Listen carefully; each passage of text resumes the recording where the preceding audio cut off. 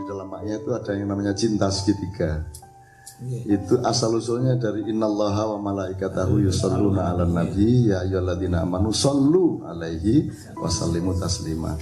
Jadi itu ada kemesraan dari Allah yang menyatakan kepada manusia bahwa beliau sama para malaikatnya itu sendiri sholat kepada Nabi. Sholat kepada Nabi dalam arti gini,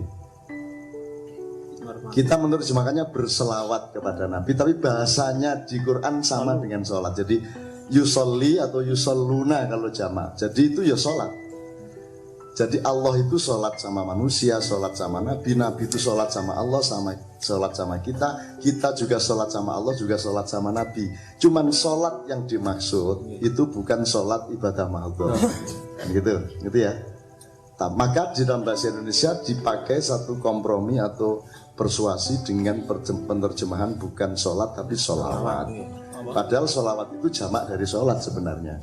Jadi menggaya bahasa. Tapi aslinya nek arep cetha ku ya ana sholate menungso, ana sholate nabi, ana sholate Gusti Allah. Gusti Allah ki ya sholat. Allah dan para malaikatnya sholat kepada Nabi. Mula kowe kabeh sholato nang Nabi. Ning wis ngene wis nganggo budaya wae supaya paham bahasa ya. Wong tua ngurmati anak ora. Anak ngurmati wong tua ora. Presiden ngurmati rakyat ora. Rakyat ngurmati presiden ora. Iya ngono lho. Iki maksudnya iki teori iki aja sentimen tenan. Ya ngono lho, iki ming teori andai kata gitu jan iki jane. Cuman ngene lho, penghormatane anak nang wong tuwa kan ora padha karo carane wong tuwa ngurmati anak. Nek anak di Jawa ngapurancang, ning wong tuwa ngurmati anak ora ngapurancang. Siji carane. Gitu ya, sama dengan rakyat menghormati pemimpinnya, beda bentuknya dengan pemimpin menghormati rakyatnya. Begitu juga pada pihak-pihak yang lain. Maka dengan paralel ini, dengan amsal ini, sholatnya manusia kepada Allah adalah sholat pengabdian. Betul enggak? Sholat ketaatan. Dan karena taat maka bentuknya pun ditentukan oleh yang disolati, yaitu ibadah mahdhah 5 waktu itu. Tapi kalau sholatnya Allah kepada manusia, itu bukan sholat ketaatan, bukan karena Allah taat sama kita, melainkan sholat kasih sayang. Maka bentuk sholatnya Allah kepada kita, ya ngekei rezeki, ngekei alam, ngekei tanah, kan begitu. Jadi ojo nesuse, mosok Gusti Allah sholat lho. Nek arep kok tututi Gusti Allah macam-macam, ya bersyukur barang, ya nesu barang, ya sabar barang. Gitu. Gusti Allah bersyukur janjane lah yo kene kan yo kewuh to yo. Jenengan niku lho kan gitu kan. Kan asyakur, Allah Maha bersyukur. Tapi syukurnya Allah bukan karena terima kasih kita berjasa apa-apa. Syukurnya Allah itu karena dia berendah hati kepada umatnya, ajur ajar kan gitu kan. Jadi beda sholatnya Allah, sholatnya Nabi. Saya pakai kata ekstrim sholatnya memang bahasanya seperti itu di Quran. Orang kok njurku yang bayangke Gusti Allah 5 petang rakaat yo beda kae sholatnya sholat kasih sayang, nek awake sholatnya sholat ketaatan kan gitu. Begitu juga malaikat. Sholatnya malaikat kepada manusia beda dengan sholatnya malaikat kepada Allah. Bahkan bentuk sholatnya malaikat itu tidak terikat pada sholat 5 waktu. Yang terikat sholat 5 waktu kan umat manusia yang ikut Muhammad. Nah, maka kemudian diterapkan dengan kenyataan dan moral bahwa tidak mungkin kita berdoa tanpa didahului oleh sholawat, kan gitu. Nah, apakah mendahulukan sholawat sebelum doa itu tawasul atau bukan, kan gitu jadinya masalahnya. Nah, kita memahaminya di ma'iyah itu kemesraan, itu bukan fikih gitu ya, bukan terutama fikih tapi kemesraan. Kui seringkali tak kayak contoh, misalnya aku arep njaluk ewang totok ya, neng aku cuek karo Mbak Wahya, aku bahkan sok sinis nang Mbak Wahya Bu Toto. Kan apa njur Toto lilo atine ngewangi aku. Gampangane ngono kuwi ya. Nah, kalau kita mohon kepada Allah sementara kita cuek sama kekasihnya. Wong Allah sendiri menyatakan innallaha malaikatu yusholluna ala nabi. Ya Gusti Allah ya ogah-ogahan. Jadi itu bukan tawasul, itu kemesraan cinta. Nah, ketika tawasul itu diumumkan bahwa itu bisa syirik, itu memang belum ada wacana mengenai segitiga cinta. Itu kemesraan, dan kita bukannya melalui Rasulullah, udah ning Gusti Allah teneh piye nek kene ora tresna karo Kanjeng Nabi kan gitu. Wong sudah jelas innallaha malaikatu yusholluna ala nabi. Jadi kira-kira tawasul itu kita paham kok, memang itu sangat bagus. Khawatir bahwa orang kemudian kayak gini. Ini saya agak belok tetapi cara berpikirnya sama. Tadi malam itu di KJ sama Mas Toto saya mengajak ada teman dari orang turunan Jerman Belanda yang hidup di Malang, kawin di Malang, dan namanya menjadi Rahmat Zulkarnain. Jadi bule neng cangkeme cangkem Arema. Jadi cangkeme ngomong Jawa ngono iku. Dia cuma memberi 2 pertanyaan.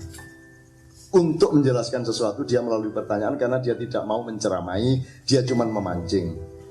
Dia ngomong ini, aku iki rek mbahku biyen iku. Ini ngomongnya ngono iku, betul-betul bahasa Jawa. Mbahku biyen iku sing jenenge Londo iku biyen. Rene iku ngerampok 300 tahun luwih. Saking sugihe negaramu iku. Dan negaraku iku sing jenenge negara Londo iku sugih pol iku teko hasil rampokane nang negaramu iki rek. Lah sing aku saiki takon, lah kok kon saiki kangelan mangan niku ya apa ceritane? Wong kon iku sugih kaya ngono, sampai mbahku iku ngerampok gak leren-leren. Ngono lho. Lah kok saiki kon angel mangan, beras saiki kon ndupuk teko Thailand, teko Taiwan, teko ndi-ndi. Apa sing kedaden ndek negaramu iki? Gitu lho, dia pura-pura tanya seperti itu. Apa yang salah dengan Indonesia? Wong negara yang seharusnya menjadi supplier beras nomor 1 seluruh dunia kok malah import beras. Wi on opo itu nomor 1. Terus nomor 2 pertanyaannya, mergo kerupuk iku enak jare. Kabeh wong mangan mesti ngau kerupukne gak kerupuk gak enak. Mulane aku duwe kanca biyen Halim HD, kuwi kerupuk iso 19 ngono kuwi. Dadi nek aku hitung-hitungan sayur lodes tunggal, terus tempe kali, kerupuknya 3 nih kita, terus teh panas, jok kali, terus nek Halim begitu Halim terakhir deh, segone pinten Lim 4, tempe nih 8, kerupuknya 22. Ganti kanca ngono kuwi, pokoke ning jae sing pinter ngitung betul-betul piro ngono kae. Karena kerupuk itu enak, lama-lama kerupuk itu menjadi primer. Kemudian kalau orang makan, lebih ingat kerupuk daripada nasinya. Karena nasi itu primer dan pasti, maka dia jarang diingat karena dianggap faktor otomatis. Tuh. Dia cuma ngomong karena dia ahli pertanian organik. Mas Rahmat ini mengatakan petani Indonesia itu dihapusi oleh industri pupuk internasional. Nek nandur pari apike nganggo kerupuk urea kuwi. Ngono lho ceritane. Coba ya saiki nganggo kerupuk urea. Dan seterusnya. Nah, suwe-suwe wong tani iki setelah sekian puluh tahun angger eling sawah nomor 1 sing ana ning kene iki dudu winih pari ning pupuk. Jadi dibikin tergantung sedemikian rupa terhadap pupuk sehingga akhirnya pertanian kita bukan lagi pertanian yang meneruskan peradaban pertanian kita yang nomor 1 di dunia, tetapi menjadi pertanian yang tergantung kepada pupuk. Bahkan nanti harga gabah dan berasnya juga ditentukan oleh para broker. Nah, kita harus melakukan perubahan dan kebangkitan agar supaya tanah subur di Indonesia ini betul-betul kembali menjadi rahmatnya Tuhan. Karena tanah yang kena pupuk terus-menerus dia akan menurun tingkat kesuburannya. Jadi uangnya mergo lemah iki wis bendino tidak bendino urusan kalau suwe-suwe lah ora kelingan lemah lah. Padahal lemah kan ajaib tadi. Itu termasuk keajaiban nomor 1 di dunia gak lemah tadi. Ning kowe lak wis ora ndelok lemah wis ora gumen. Ya coba to, kue ngising ya mlebu lemah. Ya toh, taimu kabeh semono keke mlebu lemah. Terus bar kuwi kowe nimba ki ya saka lemah kuwi. Banyune resik sing kok timba kuwi, kan gitu. Jadi tanah itu mengandung sistem filtering yang luar biasa. Mergo ketutupan konblok dadi ki ora krasa janjane kowe iki jane ya mubeng-mubeng wae sing kok umbe ki ya uyuhmu dhewe, sing kok pangan ki ya tayemu dhewe. Jane mubeng apa meneh saiki ki wis ora ana aturan jarak antaraning sumur karo WC iki wis sapitenge wis ora genah saiki. Dadi janjane kowe iki rasa bagusi. Janjane ya ming tai kowe jane akhirnya kowe ya tai ya kowe akhirnya ngono to jane. Siklus. Itu ya.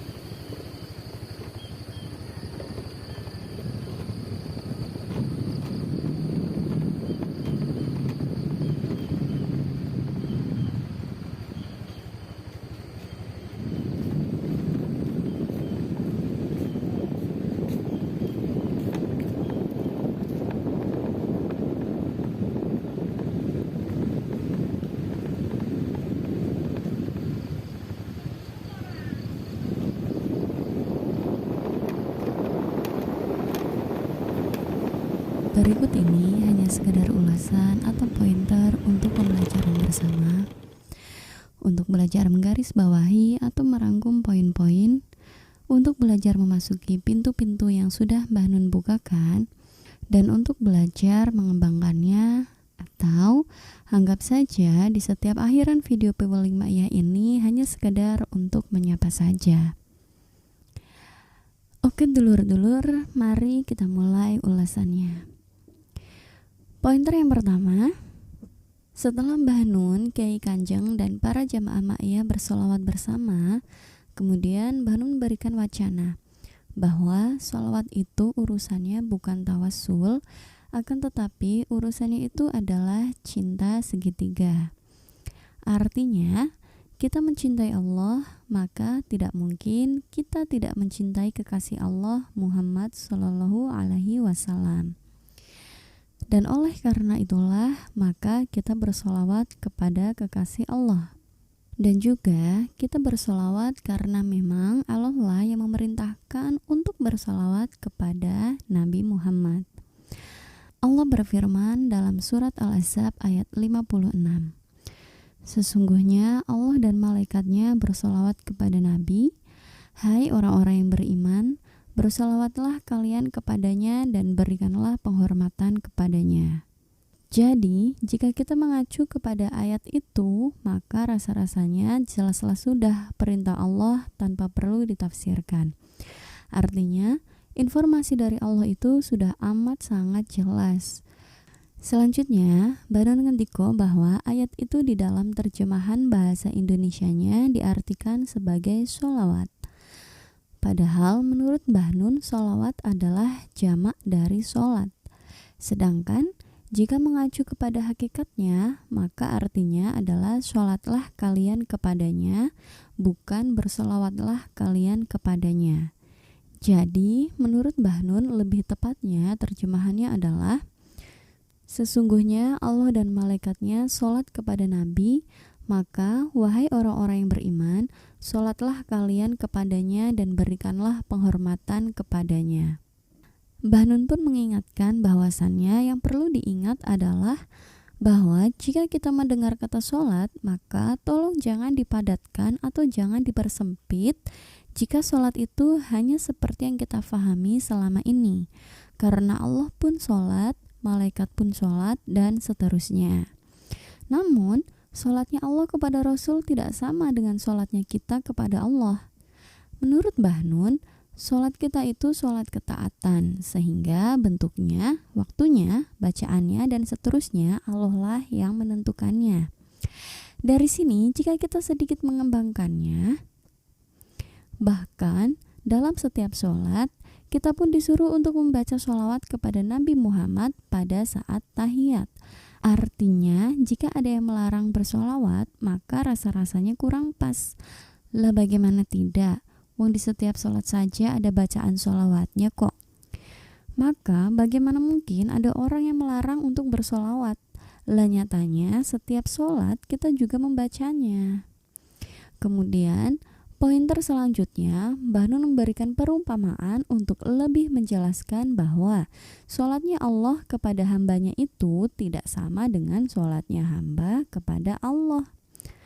Mbah Nun mengambil perumpamaan dari kebudayaan sehari-hari manusia, bahwa anak menghormati orang tua dan orang tua juga menghormati anak. Akan tetapi caranya orang tua menghormati anak tidak sama dengan cara anak menghormati orang tua. Kalau di Jawa biasanya bentuk hormatnya anak kepada ibu dengan berbahasa halus kromo inggil. Namun tidak lantas orang tua menghormati anak dengan juga berbahasa kromo inggil kepada anak. Artinya cara penghormatannya berbeda.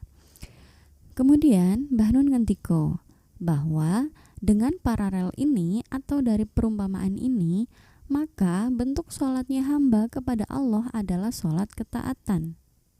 Dan sholatnya Allah kepada hambanya adalah sholat kasih sayang dengan memberi rizki dan seterusnya.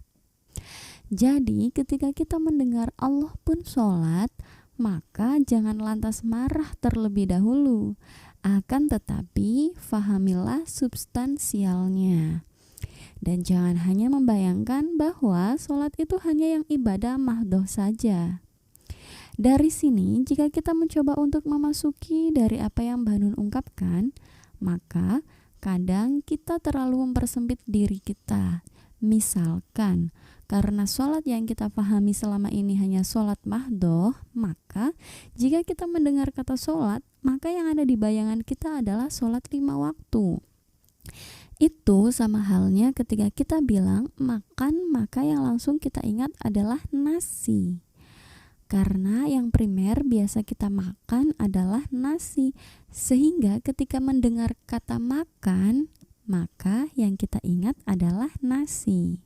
Sehingga seakan nasi itu adalah faktor otomatis.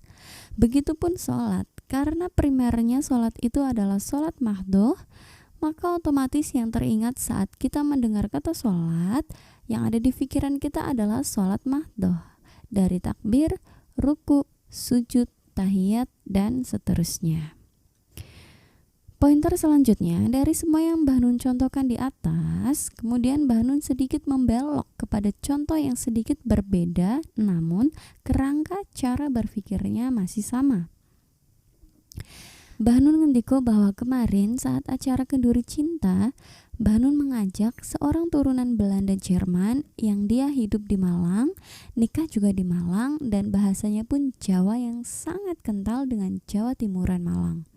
Selanjutnya, saat dia diminta untuk memberikan beberapa patah kata kepada jamaah Kenduri Cinta, kemudian karena dia tidak ingin menceramahi, maka saat itu dia hanya memberikan 2 pertanyaan untuk menjelaskan sesuatu. Dan begini kurang lebih pertanyaan yang pertama. Aku iki rek, mbahku mbiyen iku sing jenenge londo iku mbiyen rene iku ngerampok 300 tahun luwih. Mergo saking sugihe negaramu iku. Dan negaraku sing jenenge londo iku sugih pol. Iku mergo dari hasil ngerampok saka negaramu mbiyen. Lah sing aku saiki takon, kok saiki kon iki angel mangan iki piye ceritane? Wong kon iku sugihe kaya ngono iku, sampe mbahku ngerampok gak leren-leren. Lah kok saiki kon mangan wae susah. Beras ae kon njukuk teko Thailand, Taiwan, dan seterusnya. Opo sing sebenarnya kedaden dek negaramu iki? Begitu kurang lebih pertanyaan yang diberikan beliau saat diminta untuk memberikan beberapa patah kata. Yang beliau ungkapkan pertama intinya, negara Indonesia seharusnya menjadi negara nomor 1 penyuplai beras di dunia. Lah kok malah impor beras? Itu ada apa dengan negaramu? Itu nomor 1. Selanjutnya, yang beliau ungkapkan kedua adalah karena kerupuk itu enak, maka orang jika makan tidak memakai kerupuk itu tidak enak. Artinya, karena kerupuk itu enak, lama-lama kerupuk itu menjadi primer. Maka ketika orang ingat makan, lama-lama yang lebih diingat adalah kerupuk dibanding nasinya. Nah, karena nasi itu sudah terlebih dahulu primer, maka nasi itu tidak diingat. Hanya menjadi faktor otomatis. Selanjutnya, karena dia ini seorang ahli tanaman organik, kemudian dia berbicara bahwa petani Indonesia itu dibohongi oleh industri pupuk internasional. Jika petani menanam padi itu bagusnya pakai kerupuk Korea itu. Ingat ya, pakai kerupuk Korea dan seterusnya. Nah, lama-kelamaan setelah berpuluh-puluh tahun saat petani ingat sawah, maka yang difikirkan nomor 1 itu bukan benih padi, akan tetapi pupuk. Jadi dibikin ketergantungan sedemikian rupa terhadap pupuk, sehingga akhirnya pertanian kita tidak lagi pertanian yang meneruskan mbah-mbah dan nenek moyang kita dahulu yang menjadi supplier nomor 1 dunia. Akan tetapi pertanian kita sekarang hanya menjadi budak dari pemilik modal, di mana harga pupuk amat sangat mahal dan kemudian saat panen pun harganya dipermainkan. Sampai sini, jika kita mencoba sedikit memasuki dari pintu yang sudah Mbah Nun bukakan, maka kemudian saya teringat sekarang sawah sudah banyak yang berganti menjadi gedung-gedung tinggi. Dan gedung-gedung tinggi itu mayoritas pemiliknya adalah asing. Mungkin akar permasalahannya bermula dari sini. Berawal dari susahnya keadaan petani saat ini sehingga banyak yang memilih untuk menjual tanahnya daripada bertani. Pointer yang terakhir, dari sini kemudian Mbah Nun ngendiko. Maka marilah mulai sekarang kita harus memulai perubahan dan kebangkitan supaya tanah subur di Indonesia ini betul-betul kembali menjadi rahmatnya Tuhan. Karena tanah yang terkena pupuk terus-menerus, maka akan menurun tingkat kesuburannya. Dulur-dulur, sebenarnya ada begitu banyak hal yang dapat dipelajari bersama dari kutipan Sinau bareng Mbah Nun pada video ini. Ulasan, pointer, atau rangkuman yang saya ungkapkan itu hanya sedikit gambaran saja. Dan semua yang saya ungkapkan itu bukanlah sebuah kebenaran, hanya saja semoga dapat sedikit menambah referensi. Mohon maaf atas semua kelemahan sudut pandang saya. Matur suwun dan sehat selalu saudaraku. Wassalamualaikum.